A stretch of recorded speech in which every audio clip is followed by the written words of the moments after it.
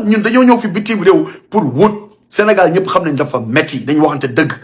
koo fi gis mu génn da nga bëgg lijjanti sa donc na ngeen casé wu na ngeen concentré wu ci xaalis bu leen bàyyi kenn ku yàq seen àdduna man wax naa leen ko seen xel gi focaliser leen ko ci alal gas leen gasaas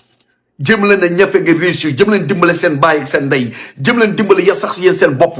jigéen bu mu yàq sa àdduna moo xam tubaab la moo xam Sénégal moo xam ku mu mënti doon concentré wu ci xaalis su la ci mënee jàppale ay xeeru ngeen ànd mun la ci jàppale ne ko fa ñukk continuer am sa xaalis boo amee sa xaalis am nga lépp xool leen jamono bi lépp jamono xaalis la ñuy dund nii xaalis day jënd lépp soo amee xaalis foo dem da ngay am lépp donc la nga bëgg a sonal sa bopp ci benn jigéen man su ma gisee sama yenn xarit di ma woo waa sama jabar nii sama ni ma damay toog ba si yàgg ma bàyyi ko mu wax ba pare ma ne ko saa yi ma kaay ma expliqué la benn affaire yow li nga may wax ni yëpp dadul problème te ngaa focaliser ci xaalis bi nga toog jigéen bu la bëgg a dëgg dina toog sa way dina la muñal mais bu la bëggulee ci lay commencé dina tapas di dem donc bul concentré wu ci loolu yéen tamit xool leen donc nañ ci bàyyi xel bul ànd tamit ak tubaab parce que des fois man su ma toogee damay xool dama naan mais gars waa ji xoolal ak fi nga jaar ci gaal bi ak lu mu méttee ah nga ñëw ba bitim réew yàlla may la nga xamante benn tubaab doo naxante mo bam say këy même bul fekkee nax na la noonu et alors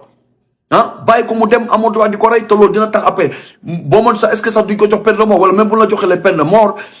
yaakaar naa di nga yàqal ay morom sénégalais yu bëri parce que dañ naan voilà léegi africain yaa ngi nii di ñëw non seulement ñu ngi leen di bàyyi ñëw suñu dëkk mais ñu ngi fi ñëw di rey suñu doom loolu neexul te bu fekkoon benn tubaab la moo ñëw Sénégal di rey suñu doom du ñu neex